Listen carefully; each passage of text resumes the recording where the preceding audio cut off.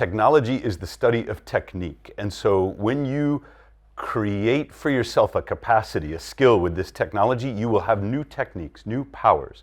When you practice with this technology and you improve your mastery of it, you will be able to do things that you haven't done before. The technology is language. It's not the computer or the calculator. I want you to start thinking of language as a technology. And let me see if I can help you out with that. I'm going to make this sort of two-dimensional cartoon representation of our brains.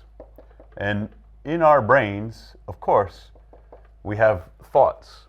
One of the ways that we share our thoughts is this technology of language. So we will express words, and we hope that people can understand our thoughts because of the way that we've used this technique of language, the way we've organized them into words. But the thing about this technology of language is it not only helps us express, but it changes the way we perceive.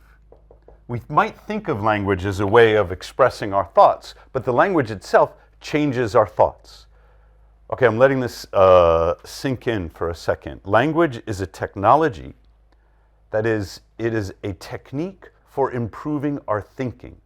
And the words that we know and have not only give us a better form of expression, but they constrain the way we think about the world. We're no longer thinking of language in the way we used to in our 8th grade English, essay assignments. We're thinking of language as something that empowers us to improve our thinking.